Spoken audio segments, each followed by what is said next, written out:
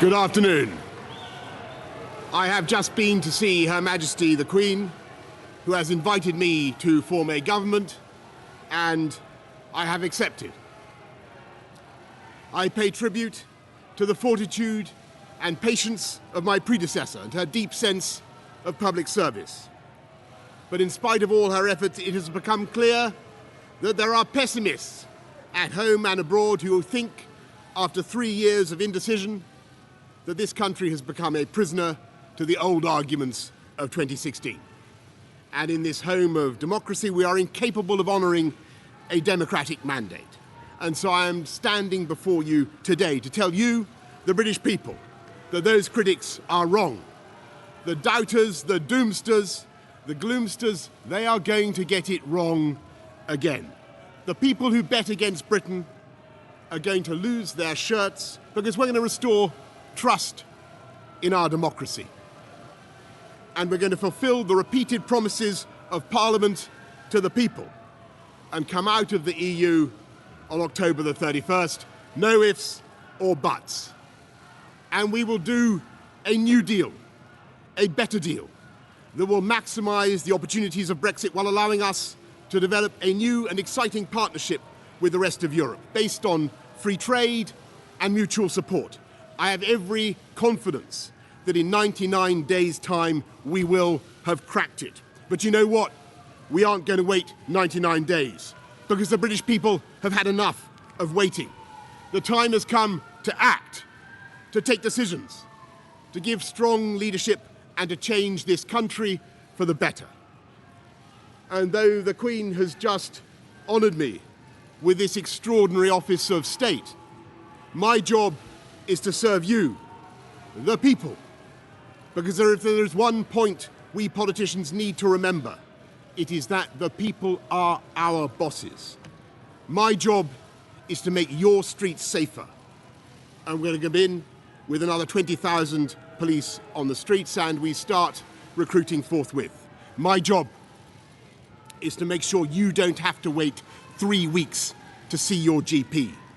And we start work this week with 20 new hospital upgrades and ensuring that the money for the NHS really does get to the front line. My job is to protect you or your parents or grandparents from the fear of having to sell your home to pay for the costs of care. And so I am announcing now on the steps of Downing Street that we will fix the crisis in social care once and for all, with a clear plan we have prepared to give every older person the dignity and security they deserve.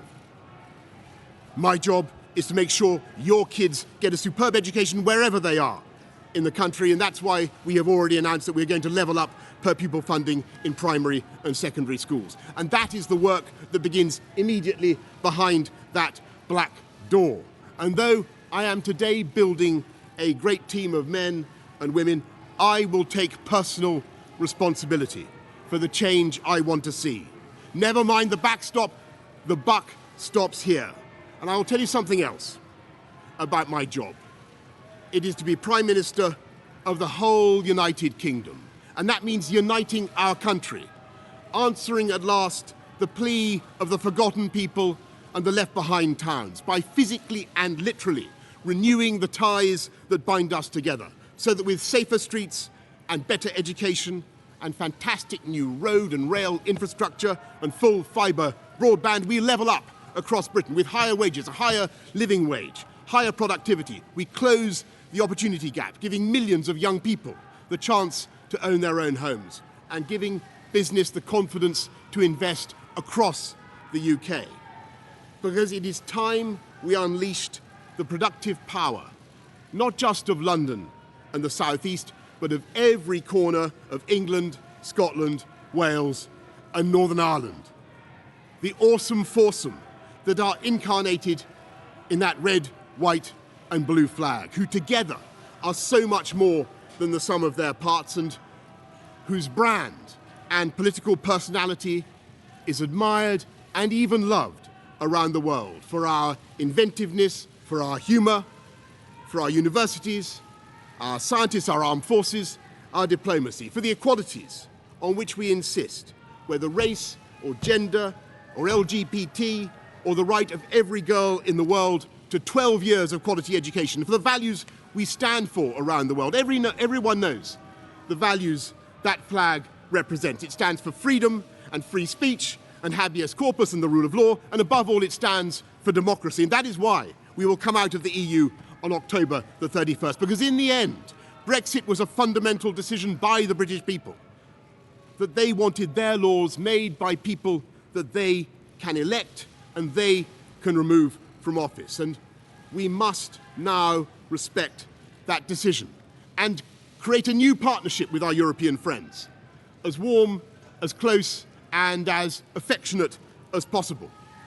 And the first step is to repeat unequivocally our guarantee to the 3.2 million EU nationals now living and working among us. And I say directly to you, thank you.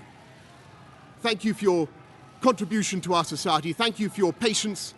And I can assure you that under this government, you will have the absolute certainty of the right to live and remain. And I say next to our friends in Ireland and in Brussels and around the EU, I am convinced we can do a deal without checks at the Irish border, because we refuse under any circumstances to have such checks, and yet without that anti-democratic backstop.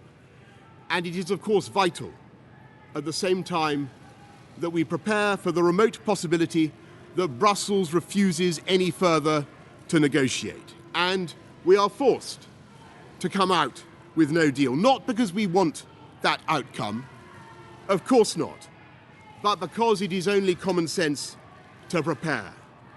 And let me stress that there is a vital sense in which those preparations cannot be wasted, and that is because under any circumstances we will need to get ready at some point in the near future to come out of the EU customs union and out of regulatory control, fully determined at last to take advantage of Brexit, because that is the course on which this country is now set. With high hearts and growing confidence, we will now accelerate the work of getting ready, and the ports will be ready, and the banks will be ready, and the factories will be ready, and business will be ready, and the hospitals will be ready, and our amazing food and farming sector will be ready and waiting to continue selling ever more, not just here but around the world. And don't forget that in the event of a no-deal outcome, we will have that extra lubrication of the £39 billion.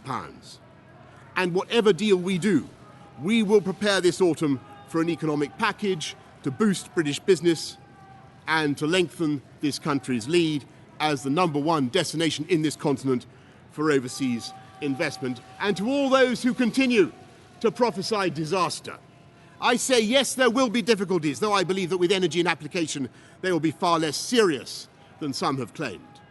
But if there is one thing that has really sapped the confidence of business over the last 3 years, it is not the decisions we have taken, it is our refusal to take decisions. And to those who say we cannot be ready, I say, do not underestimate this country.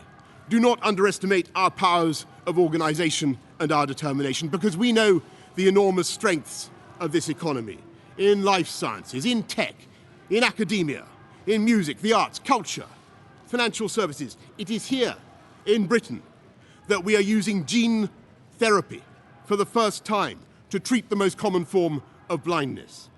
Here in Britain that we are leading the world in battery technology that will help cut CO2 and tackle climate change and produce green jobs for the next generation. And as we prepare for a post-Brexit future, it is time we look not at the risks but at the opportunities that are upon us. So let us begin work now to create free ports that will drive growth and thousands of high-skilled jobs in left-behind areas. Let's start now to liberate the UK's extraordinary bioscience sector from anti-genetic modification rules. And let's develop the blight-resistant crops that will feed the world. Let's get going now on our own position, navigation, and timing satellite and Earth observation systems. UK assets orbiting in space with all the long-term strategic and commercial benefits for this country. Let's change the tax rules to provide extra incentives to invest in capital and research. And let's promote the welfare of animals that has always been so close to the hearts of the British people. And yes, let's start now on those free trade deals, because it is free trade that has done more than anything else to lift billions out of poverty. All this and more we can do now and only now, at this extraordinary moment in our history. And after 3 years of unfounded self-doubt, it is time to change the record, to recover our natural and historic role as an enterprising, outward-looking and truly global Britain, generous in temper and engaged with the world. No one in the last few centuries has succeeded in betting against the pluck and nerve and ambition of this country. They will not succeed today. We, in this government, will work flat out to give this country the leadership it deserves. And that work begins now. Thank you very much.